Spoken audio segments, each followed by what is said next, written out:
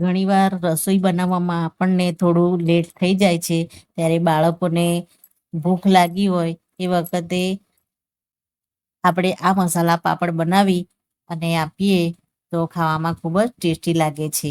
સ્કૂલેથી બાળકો આવ્યા હોય ત્યારે પણ તમે ઇન્સ્ટન્ટલી બનાવી અને આપી શકો છો, તો બાળકોને ખૂબ જ મજા આવશે. તો મિત્રો, આ વિડીયો જોવા માટે છેક સુધી જોડાય. નમસ્તે મિત્રો, ઘણીવાર આપણે હોટલમાં જમવા જતા હોઈએ છીએ તો સ્ટાર્ટરમાં આપણને મસાલા પાપડ આપે છે, તો એવો જ મસાલા પાપડ આપણે ઘરે બનાવીશું. તો એના માટે મેં પાપડ લીધા છે. પાપડ તમે કોઈ પણ લઈ શકો છો, તમને જે ગમતા હોય એ. અડદના પાપડ પણ તમે લઈ શકો છો. તો આપણે ચોખાના આ રીતે મોટા પાપડ લીધા છે. આપણે પાપડને શેકી લઈશું. તળીને પણ આને બનાવી શકાય છે, પણ આપણે શેકીને બનાવીશું.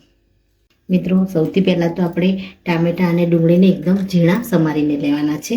તો તમારે જેટલી ક્વોન્ટિટીમાં બનાવવા હોય એ રીતે તમારે ટામેટાં અને ડુંગળીને સમારી દેવાના. આપણે આને એક વાસણમાં લઈ લઈએ. તો મેં અહીંયા એક મોટી સાઈઝની ડુંગળી લીધી છે અને એક મોટી સાઈઝનું ટામેટું કટ કરીને લીધું છે. આમાં આપણે મસાલા કરી દઈશું. આમાં અત્યારે આપણે મીઠું એડ નહીં કરીએ. મીઠું એડ કરીશું તો વેજીટેબલ છે એ પાણી છોડવા લાગશે. આપણે સૌથી પહેલાં તો લાલ મરચું એડ કરી દઈશું. કાશ્મીરી લાલ મરચું છે. થોડું આપણે ગરમ મસાલો એડ કરી દઈશું. થોડું આપણે સંચળ મીઠું લઈ લઈશું.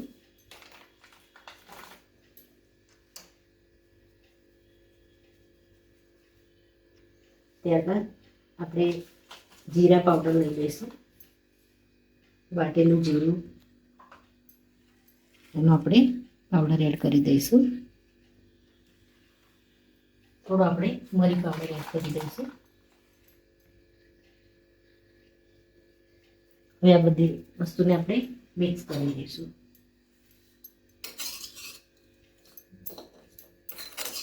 મીઠું આપણે લાસ્ટમાં જ્યારે પાપડ શેકી અને એની ઉપર વેજીટેબલ મૂકીએ ત્યારે આપણે મીઠું એ વખતે એડ કરી દઈશું. હવે આને આપણે સાઈડમાં મૂકી દઈએ. અત્યારે મિત્રો, પાપડને આપણે તવા ઉપર આ રીતે કપડું દબાવી અને શેકી લઈશું.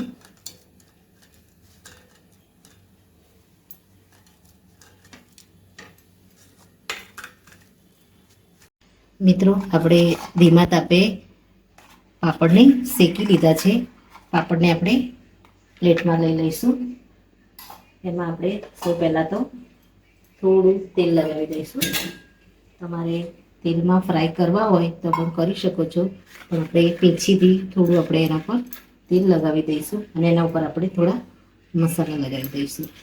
આપણે સિંગ તેલનો ઉપયોગ કરીશું આમાં.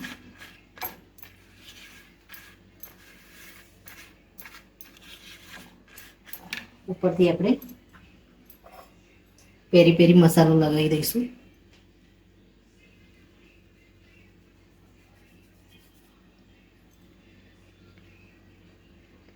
થોડો આપણે ચાટ મસાલો પણ લગાવી દઈશું.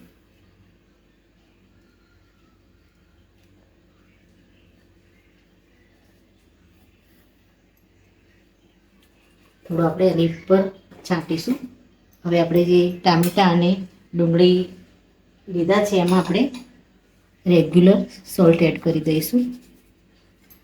એને હલાવી અને આની પર થોડું પાથરી દઈશું.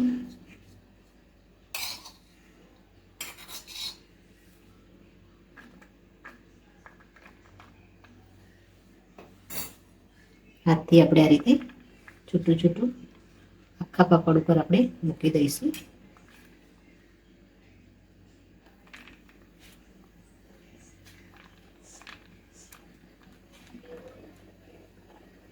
ત્યારબાદ થોડા આપણે ઝીણા સમારેલા મરચાં લઈશું, લીલા. એને આપણે તીખાસ મુજબ, જો તમારે વધારે તીખું જોઈતું હોય તો તમે એ રીતનો ઉપયોગ કરી શકો છો. આપણે મીડિયમ તીખા મરચાં લીધા છે. ત્યારબાદ ઉપરથી આપણે થોડી ઝીણી સમારેલી કોથમીર લઈ લઈશું.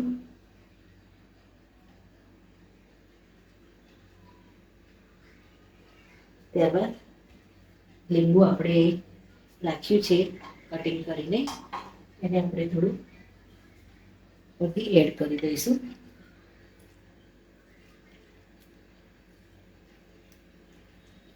અડધા લીંબુનો આપણે રસ એડ કરી દઈશું. ઉપર તમારે સેવ કે બીજું કોઈ ફરસાણ તમારે એડ કરવું હોય તો તમે કરી શકો છો. મિત્રો, તીખાસ માટે તમારે ઉપરથી બીજા કોઈ મસાલા એડ કરવા હોય તો તમે કરી શકો છો. આપણે ઉપરથી પેરી પેરી મસાલો અને ચાટ મસાલો આપણે થોડો એડ કરી દઈશું. તો મિત્રો, મસાલા પાપડ બની અને રેડી થઈ ગયા છે અને આપણે સર્વ કરી લઈએ. મિત્રો, મસાલા પાપડ બની અને રેડી થઈ ગયો છે. તમે પણ આ રીતે ઘરે જરૂરથી બનાવો. તો મારો આ વિડીયો અહીંયા પૂરો થાય છે. જો મારો વિડીયો તમને ગમ્યો હોય તો લાઇક, શેર અને સબસ્ક્રાઈબ કરવાનું ભૂલશો નહીં. અને કમેન્ટમાં જરૂરથી લખો કે મારી આ રેસીપી તમને કેવી લાગી. ફરી મળીએ નવા વિડીયો સાથે. ત્યાં સુધી આવજો. Thank you.